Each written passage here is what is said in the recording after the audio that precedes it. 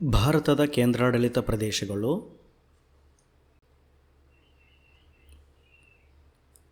ಭಾರತದಲ್ಲಿ ಒಟ್ಟು 28 ರಾಜ್ಯಗಳು ಹಾಗೂ 8 ಕೇಂದ್ರಾಡಳಿತ ಪ್ರದೇಶಗಳು ಇದೆ. ಇವುಗಳಲ್ಲಿ ಕೇಂದ್ರಾಡಳಿತ ಪ್ರದೇಶಗಳು ಮತ್ತು ಅವುಗಳ ರಾಜಧಾನಿಗಳನ್ನು ಈ ವಿಡಿಯೋದಲ್ಲಿ ನಾವು ನೋಡೋಣ. ಮೊದಲನೆಯದಾಗಿ ಲಡಾಖ್, ಇದರ ರಾಜಧಾನಿ ಲೇಹ್.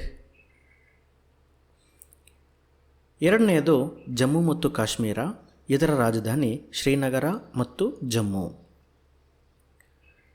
ಮೂರನೆಯ ಕೇಂದ್ರಾಡಳಿತ ಪ್ರದೇಶ ಚಂಡೀಗಢ, ಇದರ ರಾಜಧಾನಿ ಚಂಡೀಗಢ. ನಾಲ್ಕನೆಯದಾಗಿ ಭಾರತದ ರಾಜಧಾನಿಯಾದಂತಹ ದೆಹಲಿ ಒಂದು ಕೇಂದ್ರಾಡಳಿತ ಪ್ರದೇಶ, ಇದರ ರಾಜಧಾನಿ ಸಹ ದೆಹಲಿ.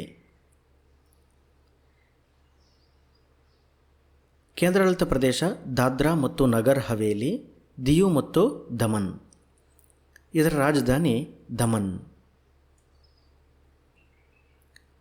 ಲಕ್ಷದ್ವೀಪ, ಇದರ ರಾಜಧಾನಿ ಕವರಟ್ಟಿ. ಕೇಂದ್ರಾಡಳಿತ ಪ್ರದೇಶ ಪುದುಚೇರಿ, ರಾಜಧಾನಿ ಪುದುಚೇರಿ.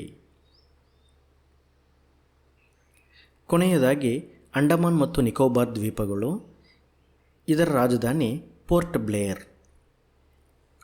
ಧನ್ಯವಾದಗಳು.